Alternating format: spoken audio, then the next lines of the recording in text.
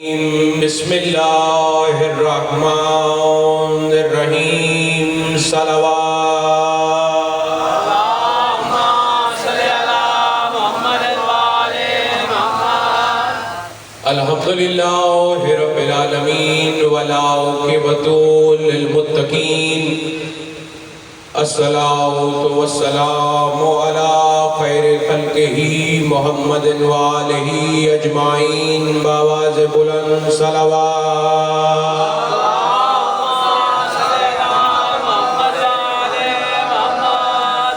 اما بعد فقد قال اللہ تبارک و تعالی فی کتابہ المجید والفرقانہ الحمید وَأَصْدَقُ الْقَائِلِينَ وَقَوْلُهُ الْحَقُّ مل کے بآواز بلند صلوات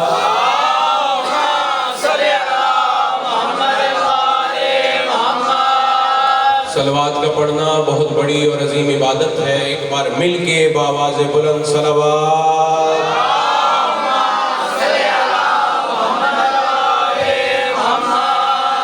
اپنی زبانوں کو ایک مرتبہ پھر معطر فرمائیں. مل کے بآواز بلند صلوات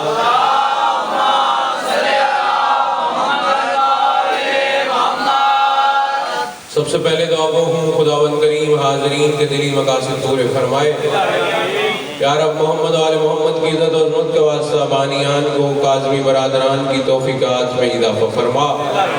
یا رب محمد و آل محمد کی عزت و عظمت کا واسطہ اس ذکر کے صدقے میں ہر مومن اور مومنہ جو اس دار فانی سے کوچ کر گئی ہے اس کے درجات بلند فرما. خصوصاً سید شبیر حسنین کاظمی مرحوم و مغفور، علامہ سید ناصر عباس کاظمی و جملہ مرحومین کاظمی سادات کے درجات بلند فرما. سید فدا حسین شیرازی، سید امداد حسین شیرازی و جملہ مرحومین شیرازی سادات کے درجات بلند فرما. خالد میر مرحوم و مغفور اور حسنین شاہ کے مولا اس ذکر کے صدقے میں درجات مزید بلند فرما. یا رب محمد و آل محمد کی عزت و عظمت کا واسطہ جو بیمار ہیں صحت یاب فرما، جو مقروض ہیں قرض غیبی طاقت سے عطا فرما. یا رب محمد و آل محمد کی ذکر کا صدقہ جو بے اولاد ہیں انہیں اولاد نرینہ عطا فرما. خصوصاً سید مقداد مصطفیٰ کاظمی، سید نیسم کاظمی، سید شوزف حسنین کاظمی کو زندگی والے بیٹے عطا فرما. یا رب محمد و آل محمد کی عزت و عظمت کا واسطہ سید حسن عباس کاظمی، سید نصیر حیدر نقوی اور سید علی حیدر بخاری کو اولاد نرینہ عطا فرما. یا رب محمد و آل محمد کی عزت و عظمت کا واسطہ کاظمی برادران کی والدہ کی صحت و سلامتی کے لیے، کاظمی برادران کی والدہ کی صحت و سلامتی والی لمبی زندگی عطا فرما. یا رب محمد صفدر علی کو صحت سلامتی والی لمبی زندگی عطا فرما. سید آفتاب حیدر بخاری کو لمبی زندگی عطا فرما. یا رب محمد و آل محمد کی عزت و عظمت کا واسطہ ایاز عثمان خالد میر کو لمبی زندگی عطا فرما. سید مرتضی حیدر شیرازی کو صحت و سلامتی عطا فرما. سید آل رضا، سید علی عبداللہ، سید علی اسد اللہ، سید سمیع اللہ شاہ کو سیرت آل محمد پہ قائم و دائم فرما. یا رب محمد و آل محمد کی عزت و عظمت کا واسطہ اس عزا خانے کو امام زمانہ کے ظہور تک آباد و شاد فرما. یا رب محمد و آل محمد کی عزت و عظمت کا واسطہ ہم سب کو سیرت آل محمد پہ چلنے کی توفیق عطا فرما. ہم سب کو حج بیت اللہ الحرام اور زیارت امام حسین علیہ السلام سے مشرف فرما. ہمیں اپنی اولادوں سمیت، اپنے خاندان سمیت اس عزاداری کے مشن میں ہمیشہ ثابت قدم فرما. یا رب محمد و آل محمد کی عزت و عظمت کا واسطہ ہمارے ملک پاکستان کی محافظت فرما. اس پرآشوق دور میں ہر مومن ماتمی موالی کی محافظت فرما. ہماری سب سے بڑی اور عظیم دعا ہماری آخری حجت کا جلد ظہور فرما. مل کے بآواز بلند صلوات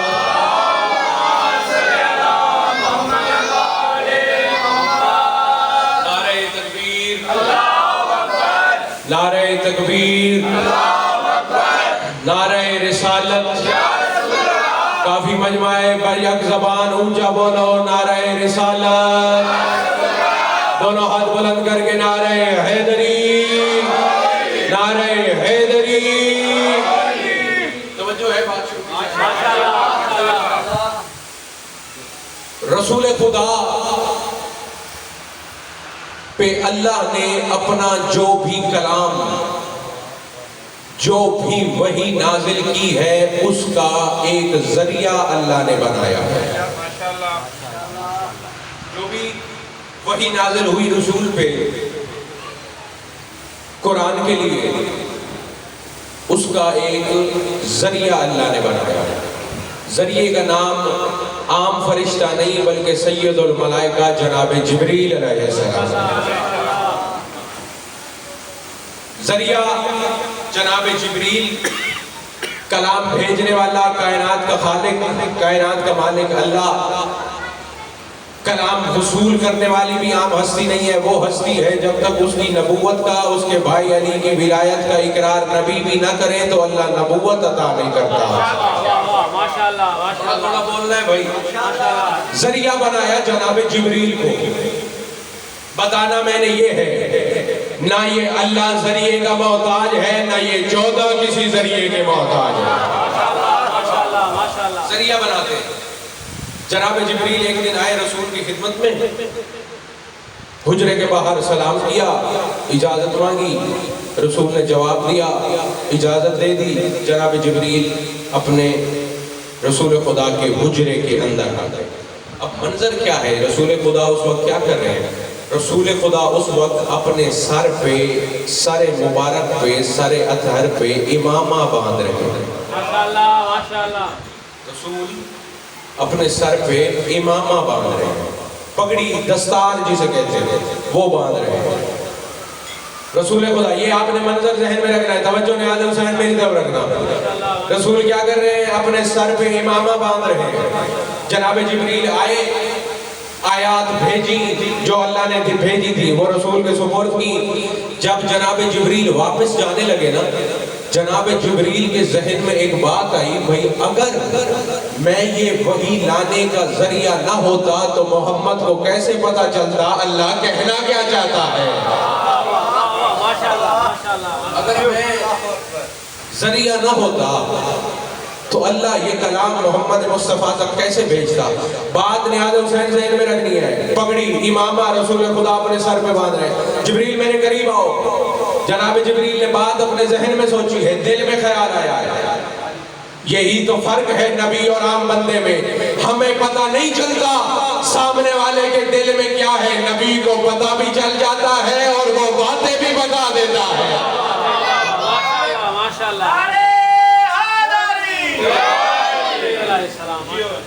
جبریل میرے قریب آؤ۔ جناب جبریل قریب آئے۔ جبریل مجھے یہ بتاؤ، یہ جو تم میرے پاس وحی خدا لے کے آتے ہو، یہ کس طرح لے کے آتے ہو؟ جاگنا بھائی جو اس خاندان کی فضیلت سن کے خوش ہوتا ہے۔ تم جو میرے پاس یہ وحی لے کے آتے ہو، مجھے یہ بتاؤ یہ وحی کس طرح لے کے آتے ہو؟ جناب جبریل نے ہاتھ جوڑے، کیونکہ درود تاج میں بھی ہے نا، وَجِبْرِيلُ خَادِمُهُ، جو جناب جبریل ہے رسول کے خادم ہے۔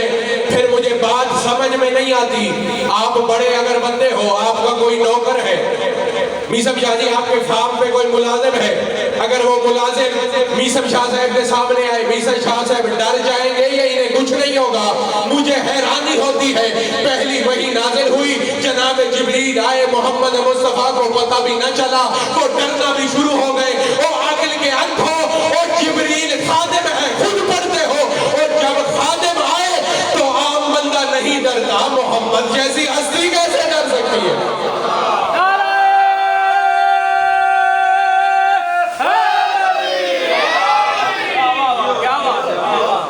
بندہ کو جب کچھ نہیں ہوتا، وہ جو کائنات کی وہ ہستی ہے جس کے صدقے میں کائنات بنی ہے۔ جبریل میرے قریب آؤ۔ جی مولا، یہ جو وحی لے کے آتے ہو کس طرح لے کے آتے ہو؟ جناب جبریل نے ہاتھ جوڑے، فرمایا یا رسول اللہ، میرا آخری مقام سدرۃ المنتہا ہے، سدرہ سے آگے مخلوق نہیں جا سکتی، وہاں پہ رکتا ہوں جو میرا آخری مقام ہے۔ عرش کے اوپر ایک پردہ لٹکا ہوا ہے، اس پردے سے آواز باہر آتی ہے، جب وہ آواز چشم اسرافیل پہ پڑتی ہے وہاں پہ آیت لکھی ہوئی آ جاتی ہے، میں وہ آیت پڑھ کے آپ کی خدمت میں آ جاتا ہوں۔ ماشاءاللہ ماشاءاللہ۔ پردے عرش پہ پڑتا ہے، جاگنا علی والوں، اس کے اندر سے آواز نکلتی ہے، جب وہ آواز چشم اسرافیل پہ پڑتی ہے آیت لکھی ہوئی آ جاتی ہے، میں جبریل سدرہ پہ کھڑے ہو کے وہ آیت پڑھتا ہوں، آپ کی خدمت میں آ جاتا ہوں۔ محمد مصطفیٰ نے ایک اور امامے کا پیچ دہرایا، مسکرا کے فرمایا جبریل اب کی بار جب آواز آئے تو تو نے سدرہ پہ رک کے نہیں دیکھنا بلکہ پردہ ہٹا کے دیکھنا ہے آواز کہاں سے آ رہی ہے، پردہ ہٹانا ہے، دیکھنا ہے جو آواز آتی کہاں سے۔ جناب جبریل کی پرواز آپ کو پتا ہے، جناب جبریل کی پرواز کتنی ہے، کتنا تیز اڑتا ہے جناب جبریل۔ جناب جبریل نے اللہ سے گزارش کی میرے اللہ تیری اتنی بڑی جنت ہے، مجھے اجازت دے میں تمہاری ساری جنت کی سیر کرنا چاہتا ہوں۔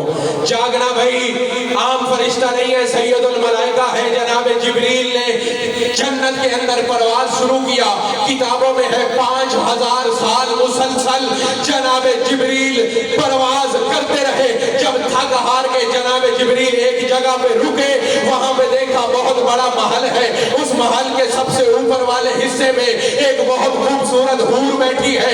جناب جبریل نے سلام کیا، حور نے کہا جبریل بھیا اور تم اتنی پرواز کر کے کہاں جا رہے ہو؟ جناب جبریل نے عرض کیا او حور میں نے اللہ سے اجازت لی ہے، میں نے جنت کی ساری سیر کرنی ہے۔ حور نے مسکرا کے فرمایا او تو نے اب تک جتنی پرواز کی ہے ابھی تک ساری جنت تو کیا علی کے نوکر سلمان کی جنت بھی عبور نہیں کی۔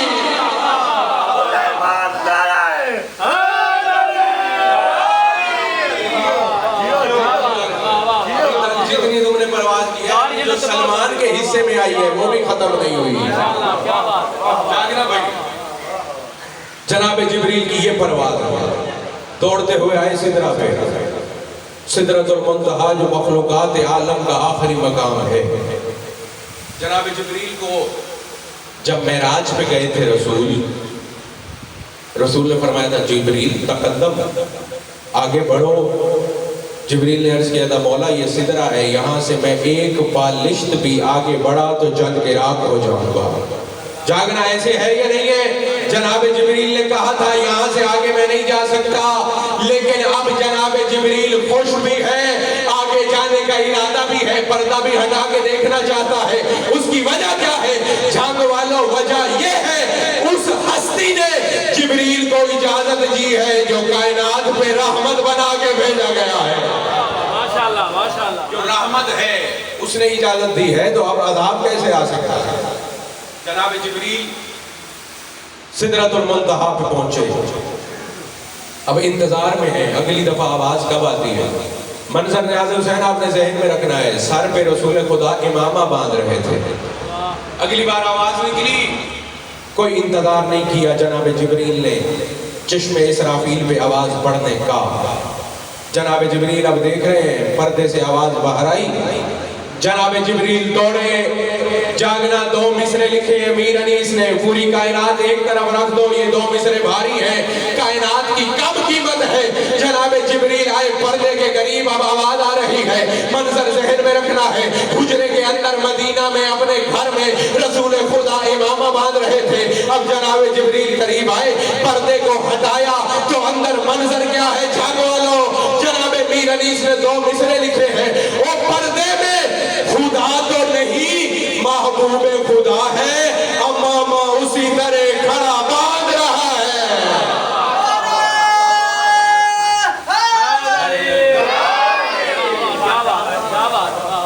پردے میں خدا تو نہیں محبوب خدا ہے۔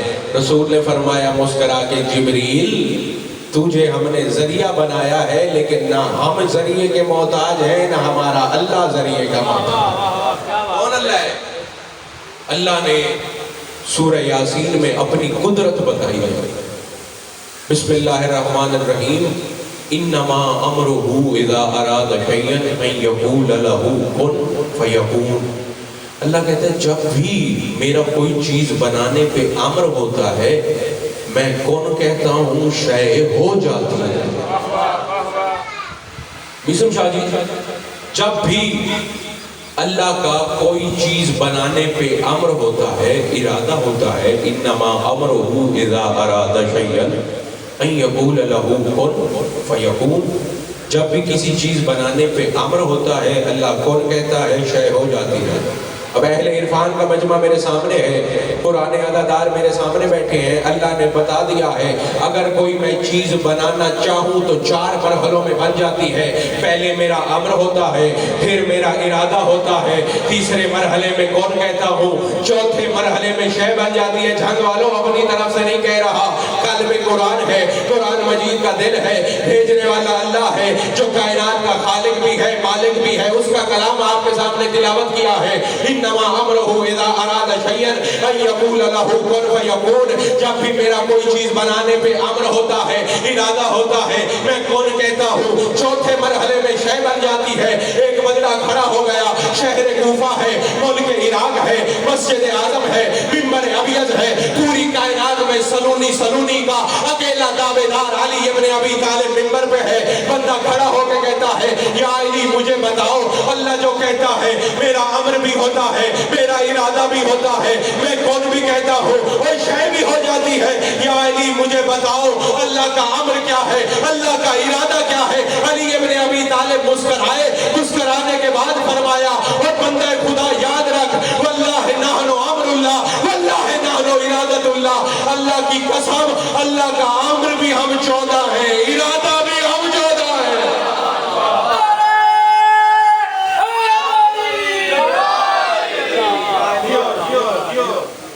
اللہ کس طرح چیز بناتا ہے؟ کن، تو جو کن کہہ کے چیزیں بنا لیتا ہے وہ کسی کا محتاج نہیں ہوتا۔ اللہ ہونے کی تعریف ہی یہی ہے، اللہ کوئی شے نہیں ہے، کیونکہ اللہ کوئی شے ہوتا تو شے مرکب ہوتا۔ اگر کوئی مرکب ہو تو وہ محتاج ہوتا ہے، جو محتاج ہوتا ہے جھنگ والوں وہ ہر چیز ہوتا ہے، اللہ نہیں ہوتا۔ رسول خدا مسجد نبوی میں تشریف فرمائے، جناب جبریل آئے، توجہ نیاز حسین میں ہی تو رکھ رہا، جناب جبریل آئے، صحابہ سے اب کچا کچ مسجد بھری ہوئی ہے، آیات لے کے آئے، بسم اللہ الرحمن الرحیم، قل هو اللہ احد اللہ الصمد لم یلد ولم یولد ولم یکن لہ کفوا احد۔ سورہ توحید، سورہ اخلاص جسے کہتے ہیں، یہ نازل ہوئی۔ رسول خدا نے جناب جبریل کو اجازت دی، جناب جبریل تو واپس چلے گئے۔ رسول خدا مخاطب ہوئے اپنے صحابہ کی طرف، رسول نے مسکرا کے فرمایا میرے صحابیوں یاد رکھو یہ جو سورت ابھی نازل ہوئی ہے، سورہ توحید، سورہ اخلاص، سورہ قل هو اللہ احد، اگر کوئی مسلمان، کوئی مومن، کوئی موالی، کوئی ہمارے خاندان کی محبت رکھنے والا اس سورہ کی ایک مرتبہ تلاوت کرے تو وہ یہ سمجھے اس نے 1/3 قرآن کی تلاوت مکمل کر لی۔ اگر کوئی ایک مرتبہ اس سورہ کی تلاوت کرے تو وہ یہ سمجھے کہ اس نے 1/3 قرآن کی تلاوت مکمل کر لی ہے۔ آپ نے نیاز حسین میں طرف لے کر آئے، 1/3 قرآن کی تلاوت ایک مرتبہ اگر کوئی سورہ توحید پڑھتا ہے۔ صحابہ حیران ہوئے، رسول خدا نے مسکرا کے پھر فرمایا میرے صحابیوں یاد رکھو اگر کوئی بندہ 2 مرتبہ اس سورہ کی تلاوت کرے تو وہ یہ سمجھے اس نے 2/3 قرآن کی تلاوت مکمل کر لی۔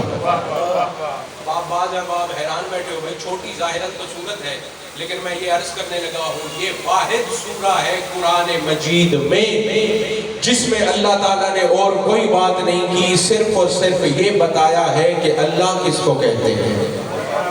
اللہ نے صرف اپنا تعارف کر کے بتایا ہے سورہ میں کہ اللہ کا۔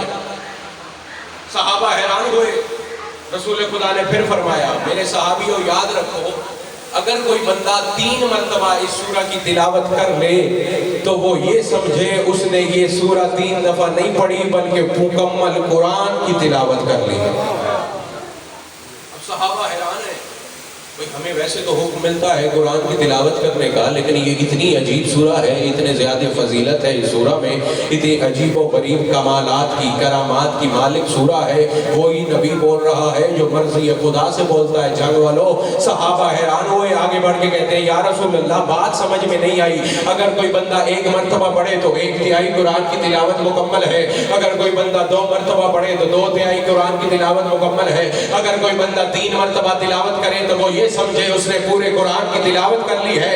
علی ابن ابی طالب بھی موجود ہے، رسول خدا بھی موجود ہے، ہر صحابی بھی موجود ہے۔ رسول نے مسکرا کے فرمایا او میرے صحابیوں یاد رکھو یہ بات بالکل اسی طرح ہے جیسے اگر کوئی بندہ دل سے میرے بھائی علی کی ولا کا اقرار کرتا ہے وہ 1/3 ایمان کو مکمل کر لیتا ہے، جو بندہ زبان سے میرے بھائی علی کی ولا کا اقرار کرتا ہے وہ 2/3 ایمان کو مکمل کر لیتا ہے، اور جو بندہ ہاتھ اٹھا کے میرے بھائی علی کی ولا کی گواہی دیتا ہے اس بندے کا ایمان مکمل ہوتا ہے۔ وہ بزم محمد میں بیٹھنے والوں اور میں تمہیں بتانے لگا ہوں، اور جب پوری کائنات اگر میرے بھائی کی محبت پہ جمع ہو جاتی اللہ کو جہنم بنانے کی ضرورت ہی نہ آتی۔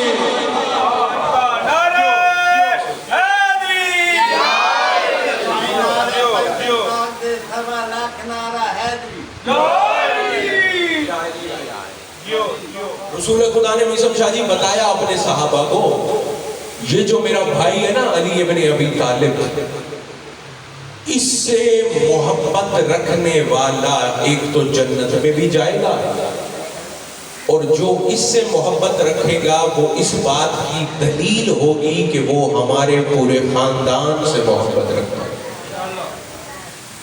جو بندہ میرے بھائی علی سے محبت رکھے گا یہ اس بات کی دلیل ہوگی، توجہ نیاز حسین میں طرف رکھنی ہے، اس بات کی دلیل ہوگی کہ ایک تو یہ بندہ جنت میں بھی جائے گا، کامیاب بھی ہو جائے گا، اور پورے ہمارے خاندان کی محبت کرنے کی دلیل میرے بھائی علی کی محبت ہے۔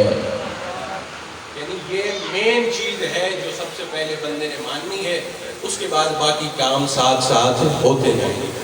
صحابہ نے عرض کی یا رسول اللہ آپ خاندان کے بڑے ہیں، آپ کائنات کے رسول ہیں، رحمت للعالمین ہیں، خاتم النبیین ہیں، آپ تو وہ ہیں جو علی کے بھی مولا ہیں، لیکن مجھے یا رسول اللہ یہ بتائیں آپ کے خاندان کی محبت کی شرط آپ نے اپنی محبت کو نہیں بتایا، علی ابن ابی طالب کی محبت کو اپنے پورے خاندان کی محبت کی شرط کیوں کہا ہے؟ رسول خدا نے مسکرا کے فرمایا او میری بزم میں بیٹھنے والے پاک صحابیوں، او میں نے اپنے بھائی کی محبت کو شرط اسی لیے بنایا ہے کیونکہ علی سے کوئی حرامی محبت نہیں کر سکتا، جب بھی کرے گا پاک صاف حلالی بندہ کرے گا۔ قرآن مجید ہے، پورا قرآن ان کا قصیدہ ہے، میں نے پہلی مجلس میں بھی کہا تھا پورا قرآن اس خاندان کا قصیدہ ہے، اور علی ابن ابی طالب ہر جگہ اللہ نے بھی مولا کے فضائل بیان کیے، رسول خدا نے بھی بیان کیے۔ اگر آپ جاگ رہے ہو تو میں ایک منظر دکھانے لگا ہوں جہاں پہ علی ابن ابی طالب نے اپنی اللہ کی فضیلت بیان کی ہے، پھر اپنے نبی کی فضیلت بیان کی۔ جب جنگ جمل ہو رہی تھی نا، جنگ جمل، مولا کائنات نے بلا تشبیہ، توجہ میں ہی تب رکھنا، ایک نیزے سے ایک اونٹ کو نہر کیا، منظر آپ نے ذہن میں رکھنا ہے، نیزہ مار کے اونٹ نہر کیا علی بادشاہ نے۔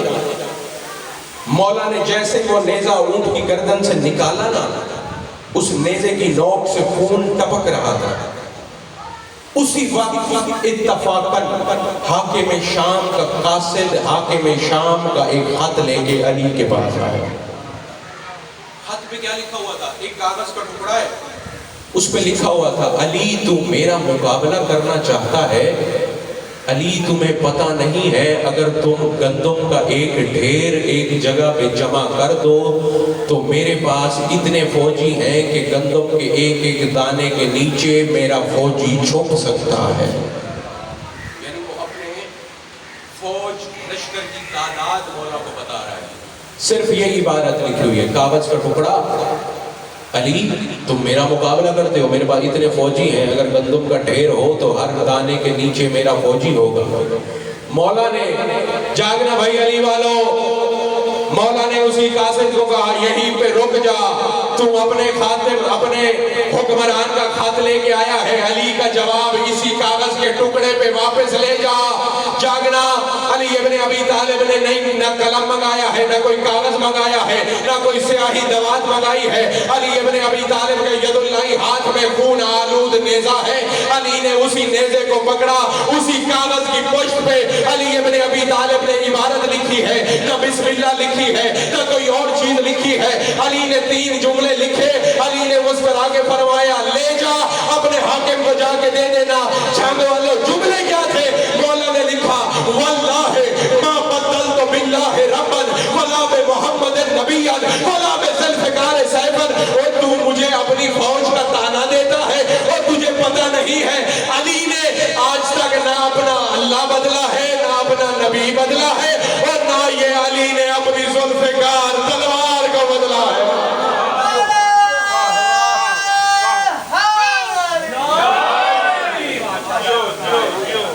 یا علی علی میں نے آج تک نہ اپنا اللہ کے سوا خدا بدلا، واللہ ما بدلت باللہ ربا، رب نہیں بدلا علی نے، وَبِمُحَمَّدٍ نَبِيًّا، محمد کے سوا نبی بھی نہیں بنایا، اور وَبِالذُوالفِقَارِ سَیفًا، تلوار بھی علی کی ذوالفقار کے علاوہ کوئی نہیں ہے۔ قرآن مجید ہے، سورہ مبارک ہے مومنون، ارشاد خداوندی ہے بسم اللہ الرحمن الرحیم، قد افلح المومنون الذین هم فی صلاتهم خاشعون۔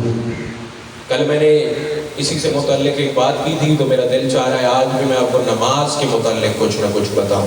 ماشاءاللہ بھیجنے والا اللہ کا اشارہ کیا، افلاح المومنون، یہ جو لوگ ہیں یہ فلاح پانے والے ہیں۔ اسے ابھی بھی سمجھ نہیں آئی؟ قد افلاح المومنون، یہ جو مومنون کھڑے ہیں یہ کامیاب ہونے والے ہیں۔ جو ابھی بھی میرے ساتھ نہیں ہے، یہ جو مومن کھڑے ہیں، اللہ کہہ رہا ہے میں نہیں کہہ رہا، یہ جو بندے کھڑے ہیں یہ جنت میں جانے والے ہیں۔ اگلی آیت میں اللہ کہہ رہا ہے الذین ہم فی صلاتہم خاشعون، یہ جو بندے ہیں نا جو کامیاب ہوئے ہیں، جو فلاح پا گئے ہیں، یہ اپنی نمازوں میں خاشع ہیں۔ الذین ہم فی صلاتہم خاشعون، یہ جو بندے کامیاب ہوئے ہیں نا یہ اپنی نمازوں میں، اپنی صلات میں خاشع ہیں۔ جنگ والوں خاشع نماز میں کون ہوتا ہے؟ خاشع وہ ہوتا ہے جب وہ اللہ کی نماز پڑھ رہا ہو تو اسے اپنے اللہ کے سوا اور کوئی خیال ذہن میں نہ آئے، وہ خاشع ہوتا۔ نماز کے دوران کوئی اور خیال ذہن میں نہ آئے، وہ بندہ ہوتا ہے خاشع۔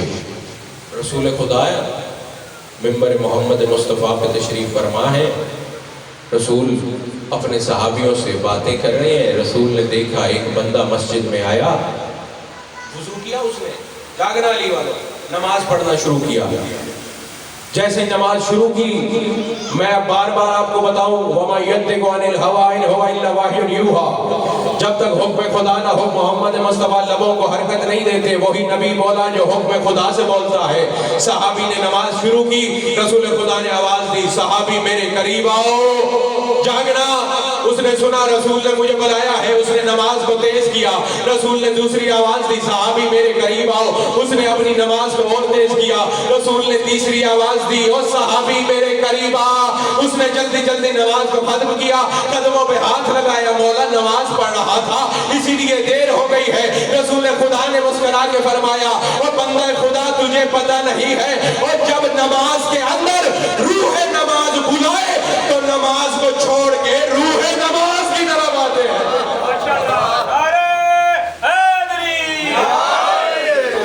جب نماز کے اندر روح نماز بلاتی ہے تو تب نماز کو چھوڑ کے روح نماز کی طرف آنا ہے۔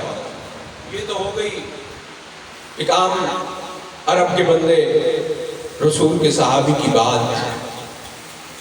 آپ نے کبھی سوچا ہے یہ جو اتنے بڑے بڑے رتبے ملے ہیں میں نے آپ کو پہلے بتایا نہیں ہے، سلمان فارسی سے نہیں، سلمان محمدی کہو، سلمان منا اہل البیت کہو، جنہیں حسنین شریفین نانا کہتے ہیں، ان کی عبادت کیسی ہوتی تھی؟ میں یہی تو کہتا ہوں بھئی عبادت ہے ہی اس کی جس کے دل میں علی کی ولا ہے، علی کی ولا نہیں ہے تو عبادت نے فائدہ ہی نہیں دینا۔ جناب سلمان مسجد میں داخل ہوئے، رسول خدا بھی منبر پہ موجود ہیں، باقی صحابی بھی موجود ہیں، وضو کیا جناب سلمان نے، نماز پڑھنی شروع کی۔ سب سے پہلے تکبیرۃ الاحرام، اللہ اکبر۔ اب جناب سلمان بلا تشبیہ نماز پڑھیں، آپ نے دیکھنا میری طرف ہے، انشاءاللہ رات کو جنت کی سیر ہو جائے گی خواب میں۔ جناب سلمان نے نماز شروع کی، بسم اللہ الرحمن الرحیم، الحمدللہ رب العالمین الرحمن الرحیم مالک یوم الدین ایاک نعبد و ایاک نستعین۔ جب ایاک نعبد پہ جناب سلمان پہنچے، جاگنا مجھے نہیں پتا ذکر سننے کون آیا ہے، بیگار دینے کون آیا ہے، ایاک نعبد پہ جناب سلمان کی نماز پہنچی، ذمہ داری سے کہہ رہا ہوں، وہی نبی بولا جو حکم خدا سے بولتا ہے، اور سلمان میرے قریب آؤ۔ جناب سلمان نے نماز کو چھوڑا، دوڑتے ہوئے رسول کے قدموں پہ ہاتھ لگایا، جی یا رسول اللہ۔ رسول نے فرمایا سلمان پیاس لگی ہے، پانی پلاؤ۔ جناب سلمان دوڑتے ہوئے گئے، پانی کا جام لے کے آئے، رسول نے پانی پیا۔ جناب سلمان نے ہاتھ جوڑے، یا رسول اللہ واپس اپنے کام پہ چلا جاؤں۔ رسول نے اجازت دے دی۔ جھگ والو جناب سلمان مصلی پہ آئے، ایاک نعبد پہ نماز چھوڑی تھی، وہ ایاک نستعین سے نماز کو شروع کر دیا۔ اب صحابی حیران ہے، پریشان ہے، وہ گوشتبہ دندان ہے، اور یہ تو اتنے رتبے والا سلمان ہے، اور سلمان و منا اہل البیت کا خطاب ہے، لیکن سلمان کو نماز پڑھنی نہیں آتی، اور جہاں پہ چھوڑی تھی اور جہاں پہ توڑی تھی وہیں سے شروع کر دی ہے۔ اس نے نئی نماز نہیں پڑھی، دوڑتے ہوئے رسول کے قریب آئے، یا رسول اللہ، اور جسے اتنا زیادہ قریب کیا ہوا ہے اسے نماز پڑھنے کا طریقہ ہی نہیں آتا، اور جہاں پہ چھوڑ کے گیا تھا وہیں سے نماز شروع کر دی ہے۔ رسول نے مسکرا کے فرمایا، او بھائی میں تمہیں جواب نہیں دیتا، ابھی سلمان آتا ہے اور وہ تمہیں جواب دے گا۔ جناب سلمان نے نماز کو ختم کیا، دوڑتے ہوئے صحابیوں کے قریب آئے، آ کے مسکرا کے کہتے ہیں، او صحابیوں اگر تمہیں نہ پتہ چلے تو نہ سلمان کا قصور ہے نہ سلمان کے مولا کا قصور ہے، اور تمہیں پتہ نہیں ہے، اور جب نماز کے اندر روح نماز بلائے تو نماز ٹوٹتی نہیں، اس کا ثواب زیادہ ہو جاتا ہے۔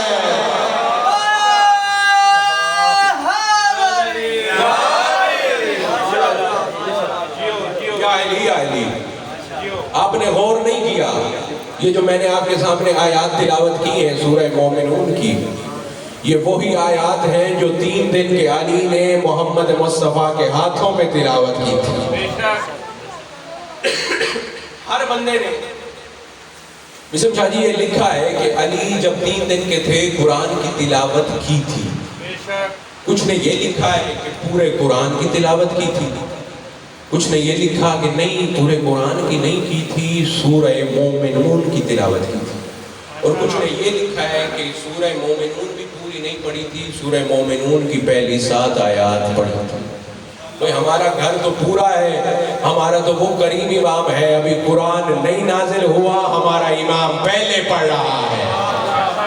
جاگنا 3 دن کے علی ابن ابی طالب، اور لوگ حیران ہوتے ہیں ابھی 3 دن کا بچہ کیسے بول سکتا ہے؟ جناب عیسیٰ نہیں تھے 3 دن کے، اپنی نبوت کی گواہی بھی دی ہے، اپنی ماں جناب مریم کی پاک دامنی کی گواہی بھی دی ہے۔ اب آپ پریشان بیٹھے ہو، آپ چپ ہو گئے ہو، جب سننے والے چپ ہو جائے نا تو پڑھنے والے کو لگتا ہے کہ میں کچھ غلط پڑھ رہا ہوں یا آپ کو سمجھ نہیں آ رہی۔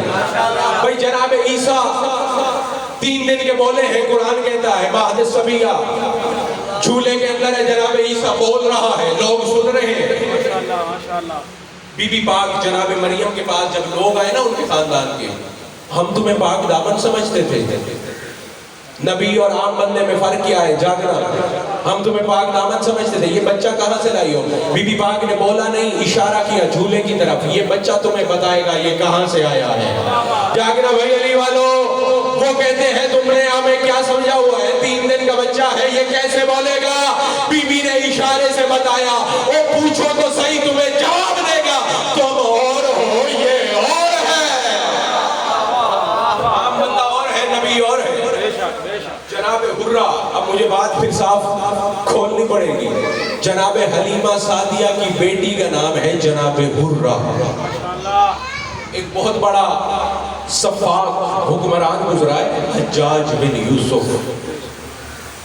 اس کا طریقہ واردات یہ تھا روزانہ کسی نہ کسی علی کے شیعہ کو قتل کرتا تھا, اس کے بعد کھانا کھاتا تھا. اتنا ظالم حکمران. گرفتار کیا جناب حرہ. جناب حرہ دربار میں لے آئے.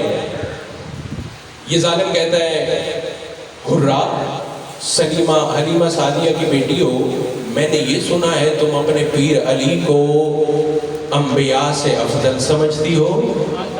میں نے یہ سنا ہے تم اپنے پیر علی ابن ابی طالب کو صحابہ سے جو رسول کی بس میں بیٹھنے والے ہیں ان سے افضل سمجھتی ہو. بی بی نے مسکرا کے فرمایا میں صرف صحابیوں سے نہیں, میں محمد مصطفیٰ کے سوا ہر نبی سے بھی افضل سمجھتی ہوں. 3 دن کے جناب عیسیٰ بولے علی ابن ابی طالب نے اگر قرآن سنایا ہے تو لوگ تعجب بھی کرتے ہیں, اس بات کو مانتے بھی نہیں ہیں.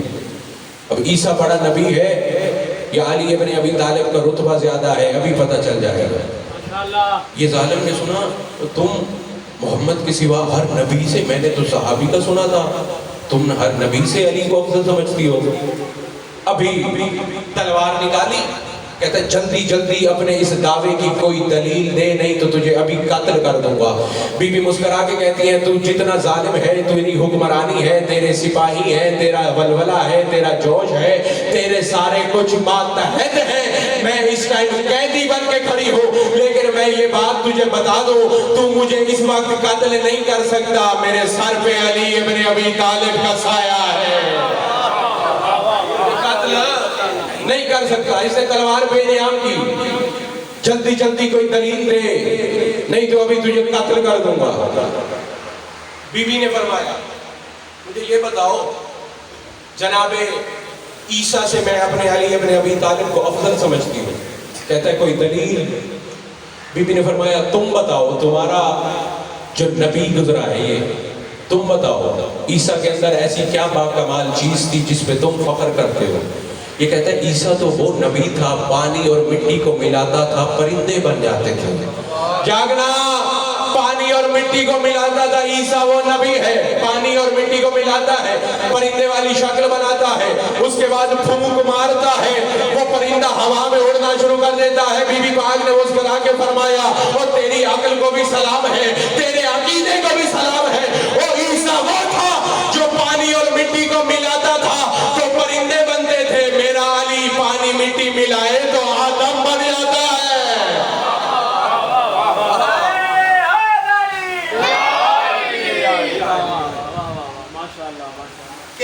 شیر کی آمد ہے کہ رن کانپ رہا, رن ایک طرف ابھی تو چرخے کہن کانپ, ہر گلستان کا چمن کانپ رہا, رستم کا بدن زیر کفن کانپ رہا, کائنات کے ہر خلاطین کا زمن کانپ رہا. دیکھ کر شمشیر بطف حیدر تلوار, جبرائیل بھی جاتے ہیں. مل کے نعرہ حیدری, بسم اللہ. بات بھولے تو نہیں ہو, عیسیٰ وہ ہے پانی مٹی ملائے تو پرندے بناتا ہے. بی بی نے فرمایا میرا علی وہ ہے جو پانی اور مٹی ملاتا ہے تو پرندے نہیں بنتے, آدم بن جاتا ہے. یوسف شاہ جی ایک جنگ سے واپس آ رہے تھے, غالباً جنگ صفین, علی ابن ابی طالب کا قافلہ, 7 فوجی. بسم اللہ, مل کے بآواز بلند صلوات.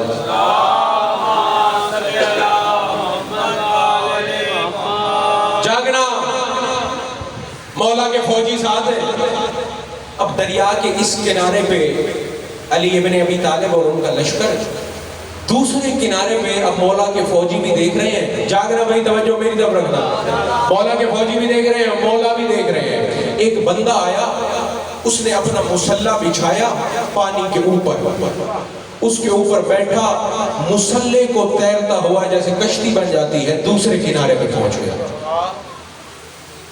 جاگنا یار، آپ پتہ نہیں کن خیالات میں گم ہو، کس سوچ میں بیٹھے ہو۔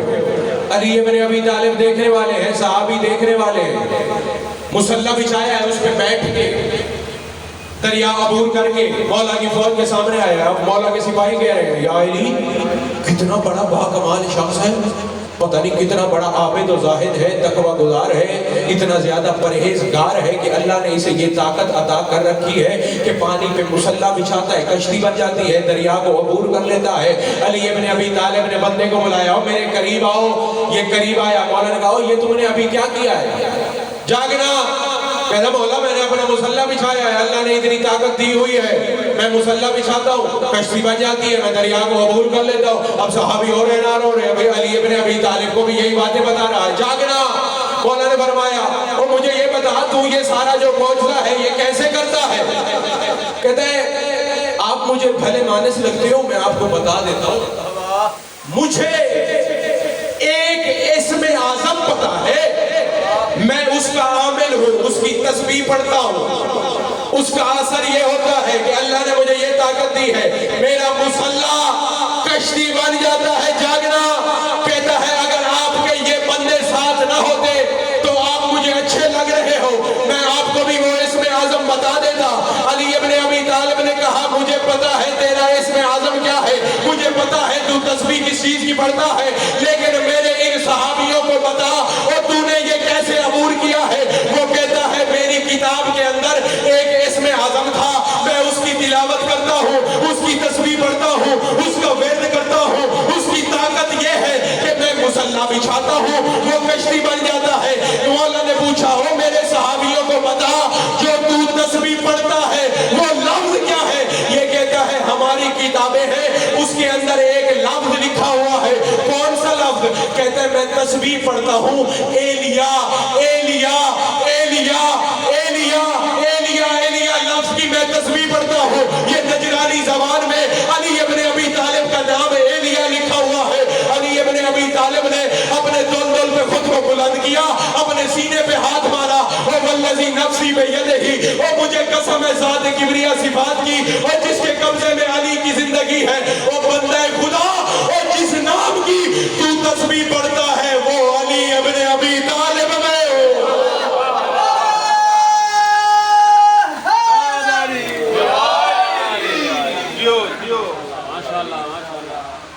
مل کے بابا سے بلند صلوات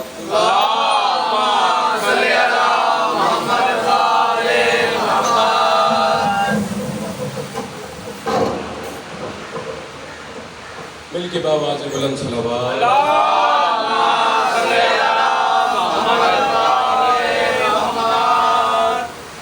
عزت جو بڑی تھی تو مصیبت بھی بڑی تھی۔ مجلس میں مولا کا یہ فرمان دہراتا ہوں، تمہارے خون رونے والے امام نے رو کے فرمایا شیعو ہمارے مصائب میں شرما کے نہ رویا کرو۔ مولا سے پوچھا صحابہ نے مولا کس طرح رویا جائے؟ آنکھوں سے خون جاری ہوا، رو کے فرمایا اس طرح بیان کیا کرو جس طرح 11 کی رات ہماری مستودات بیان کر کے روتی رہی ہیں۔ 4 محرم کا دن ہے، سینہ پیارا نہ کرو، ماتم کر کے کہو کاش ہم کربلا میں ہوتے۔ حسین بادشاہ مدینہ روانگی سے پہلے قبر محمد مصطفیٰ پہ بیٹھے قرآن کی تلاوت فرما رہے ہیں۔ ولید کا سپاہی آیا، آکے کہتا ہے اے حسین ابن علی، ولید نے آپ کو اپنے دربار میں اکیلے بلایا ہے۔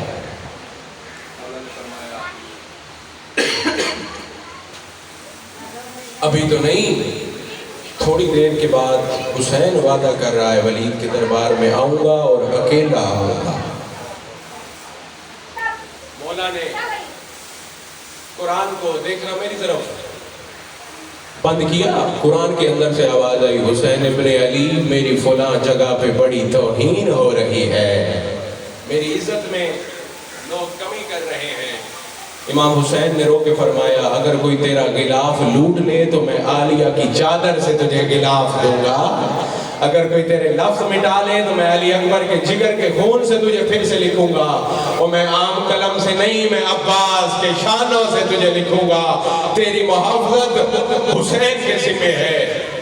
مولا نے اب ارادہ کیا قبر محمد مصطفیٰ سے میں ولید کے دربار میں جاؤں یا پہلے میں گھر جاؤں، کیونکہ مولا کو پتا تھا جب امام حسین باہر جاتے تھے علی کی علی بیٹی دروازے پہ کھڑے ہو کے حسین بادشاہ کا انتظار کرتی تھی۔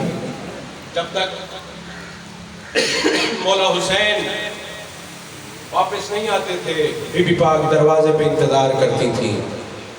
مولا نے کتب میں 70 قدم اس طرف لیے 70 اس طرف، وہ پہلے دربار میں جاؤں یا پہلے گھر جاؤں؟ پھر مولا نے ارادہ کیا پہلے گھر جاتا ہوں، کیونکہ میں اپنی بہن کو زیادہ انتظار نہیں کروانا چاہتا۔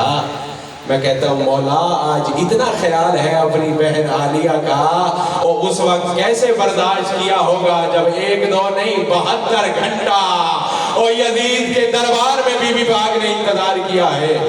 ہونے والوں امام حسین گھر تشریف لے آئے، بی بی پاک دروازے پہ انتظار فرما رہی تھی۔ مولا امام حسین کی آنکھیں نہیں سامن کے بادل۔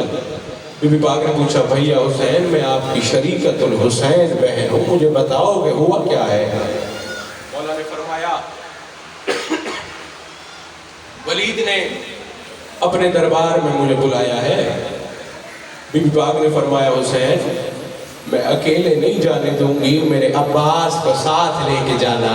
دیکھو بھئی کتنا مان ہے بی بی کو جناب عباس پہ، اکیلے بھیا حسین میں نہیں جانے دوں گی۔ بی بی عالیہ نے فرمایا، امام حسین نے فرمایا علیہ بہن میں وعدہ کر کے آیا ہوں، میں نے دربار میں اکیلے جانا ہے۔ بی بی پاک نے بلا تشبیہ جناب حسین کی کلائی میں ہاتھ ڈالا، بی بی بھی رو رہی ہے، امام حسین بھی رو رہے ہیں۔ جناب عباس علمدار اپنے حجرے میں ہیں، جناب فضل کو سینے پہ لٹا کے کھیل رہے ہیں۔ جناب عباس کے حرم بی بی پاک حجرے میں آئی، زمین پہ بیٹھ کے لکیریں بنانا شروع کر دی۔ اچانک جناب فضل نے دیکھا، تڑپ کے کہا بابا، او بابا عباس آپ بھی زندہ ہو؟ او میری اماں فرش پہ بیٹھ کے لکیریں کھینچ رہی ہے۔ رونے والوں جناب عباس تڑپ کے کھڑے ہو گئے، پوچھتے ہیں کیا ہوا ہے، اتنا زیادہ کیوں رو رہی ہو؟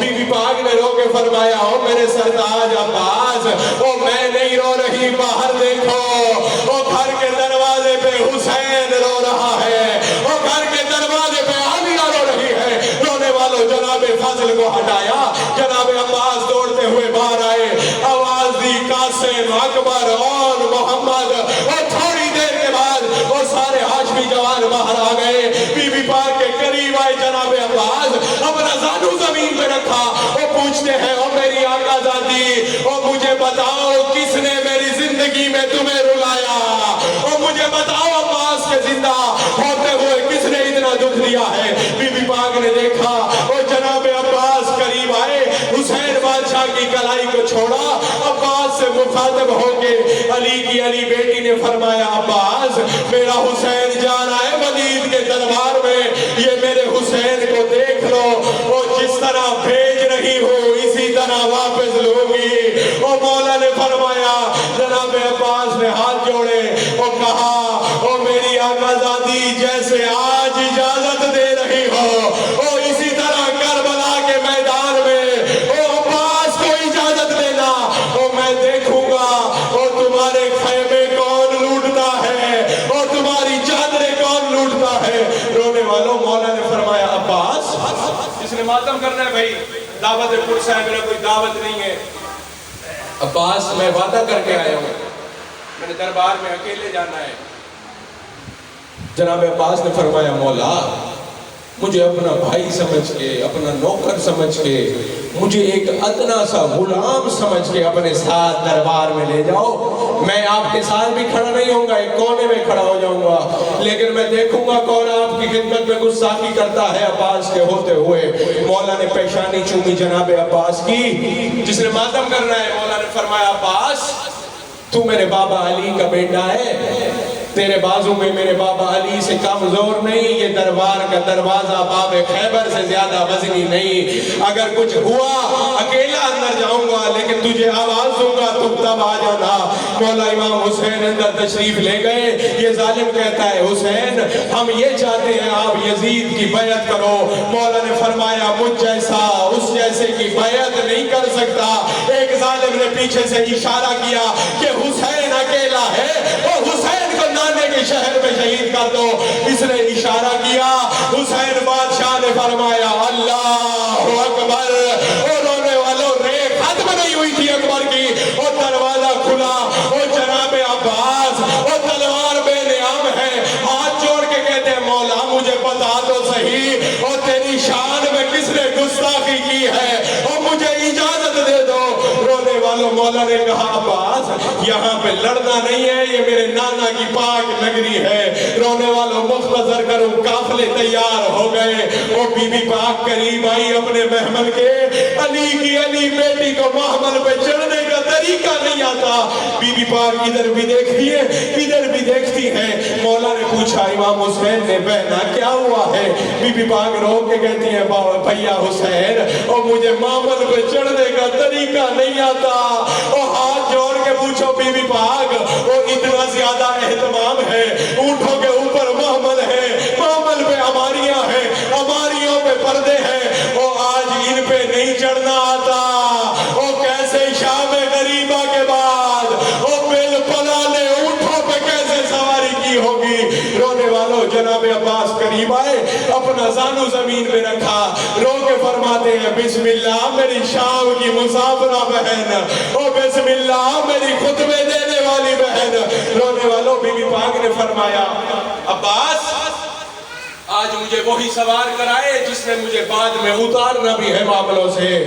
جناب عباس روتے ہوئے ہٹ گئے.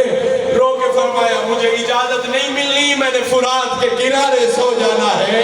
جناب سید سجاد آگے بڑھے کہا بسم اللہ میری دکھیاری پھوپھی او میں سجاد او میری ہمت دیکھو او بغیر چادروں کے او میں نے پھوپھیوں کے ساتھ سفر کرنا ہے او میں نے درباروں میں رکنا ہے او میں نے پتھروں میں سفر کرنا ہے. رونے والوں مولا نے کہا جناب عباس سے عباس قافلے کو روانہ کرو. جناب عباس نے فرمایا او میرے آقا حسین جناب علی اصغر قافلے کے ساتھ نہیں آ رہے وہ اپنی دکھیاری وہ اپنی بیمار بہن کے پاس ہے. مولا نے پوچھا عباس کسی نے لانے کی ہمت نہیں کی علی اصغر کو؟ جناب عباس نے بتایا مولا ہر کوئی گیا ہے جناب علی اصغر کو لینے کے لیے. جناب علی اصغر نہیں آتے باہیں ڈالی ہوئی ہیں اپنی بیمار بہن کی باہوں میں. مولا امام حسین گھر میں داخل ہوئے بی بی پاک کے قریب آئے حسین بادشاہ کی بیمار بیٹی کے قریب آئے. جناب علی اصغر کو اٹھایا ہوا ہے. بی بی پاک رو کے کہتی ہیں بابا بے شک علی اصغر کو بلانا ہے بلاؤ اگر خود آ جائے تو میں نہیں روکوں گی اگر یہ نہ چاہے تو میں منت کرتی ہوں زبردستی علی اصغر کو نہ لے جانا وہ جو عزاداری کے نیت سے آئے ہو. مولا نے فرمایا آؤ علی اصغر کربلا چلے آؤ علی اصغر عراق چلے آؤ علی اصغر مسافرت پہ چلے. رونے والوں جناب علی اصغر نہیں آئے. مولا نے اس کے بعد جھکتے جھکتے جھکتے اپنے لب اور جناب علی اصغر کے کان پہ رکھے اور مولا حسین نے ایک جملہ کہا اگر توجہ کرو گے تو ماتم ہو جائے گا. مولا نے کہا ایک جملہ جناب علی اصغر نے باہیں کھولی اور مولا کی طرف دیکھ کے کہتے ہیں او بسم اللہ میرا کربلا کا غریب حسین بابا او بسم اللہ میرا 71 لاشیں اٹھانے والا بابا. رونے والوں بی بی پاک نے پوچھا او بابا میں نے وعدہ کیا تھا علی اصغر کو لے جاؤ او مجھے یہ بتاؤ علی اصغر کے کان میں کیا کہا ہے؟ رونے والوں حسین کی آنکھیں نہیں ساون کے بادل رو کے فرمایا او میری بیمار بیٹی میں نے یہی کہا ہے علی اصغر او میرا بیٹا علی اصغر اگر تو عراق نہیں آئے گا او مجھے یہ بتا تیرے حصے کا تیر کون